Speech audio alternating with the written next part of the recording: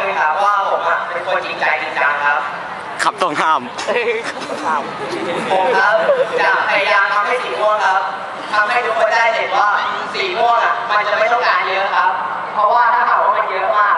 มันจะทำให้ทุกคนมองว่ามันเป็นสิ่งที่สิ้นเปลืองครับแล้วถ้าทุกคนได้เห็นว่าสีม่วงเดินทางไปทางสายกลางนะครับทุกคนก็จะเข้าใจครับว่าสีม่วงมันไม่ได้มีอะไรอย่างที่คนอื่นคิดครับ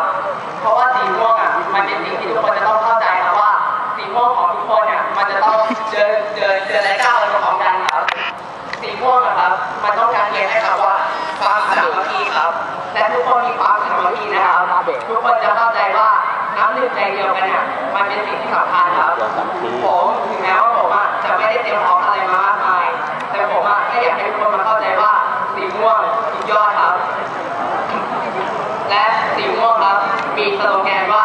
กล้าคิดครับถ้าหากว่าทุกคนคิดมันจะสามารถก้าวต่อไปได้เลยครับและก็ถ้าเรากล้าคิดแล้วเราไม่สามารถทำได้อย่างที่เราพูดไว้มันก็จะเสียภาพหมดครับและยิ่งหากว่าทุกคนสัญญาแล้วถ้าหากว่าคนอื่นสัญญาอะไรกับคุณไว้แล้วคุณไม่สามารถมาทำได้แค่มันเป็นเรื่องจริงมันจะไม่สามารถทำได้ว่ามันเป็นสิ่งที่ทำไม่ได้ครับเหมือนกับทุกคนที่เป็นเหมือนกับที่ทุกๆสีเคยบอกว่าเขาจะพาทุกๆสีนำและก้าวไปพร้อมๆกันครับผมไม่สามารถจะสัญญากับทุกคนได้ว่าจะพาสีม่วงก้าวไปในทางที่ดีหรือว่าเลวครับเพราะว่าทุกคนมันจะต้องก้าวไปพร้อมกันครับถ้าหากว่ามันไม่มีคนช่วยกันสีม่วงมันก็จะดิ่งครับเหมือนกับทุกที่ผ่านมาเหมือนกับรุ่นที่ทุกคนที่เขาเคยบอกไว้ว่าน้องๆควรจะช่วยกันผ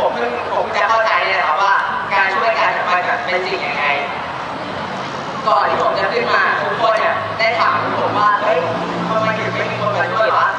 ผมอยากจะบอกว่าตอนแรกผมก็ไม่คิดว่าผมจะต้องมายืนอยู่ตรงนี้ผมไม่คิดว่าผมจะต้องมาเลือกเป็นประธานสีแต่ผมโดนทุกคนบอกว่าเฮ้ยไหนๆก็ลงแล้ว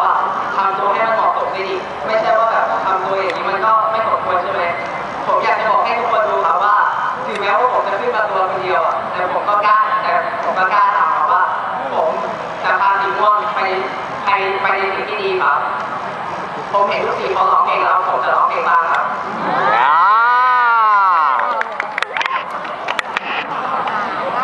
ไหวละ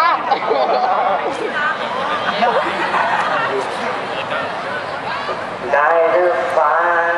เฮ้ยเฟลนี่มุกใช่ไหม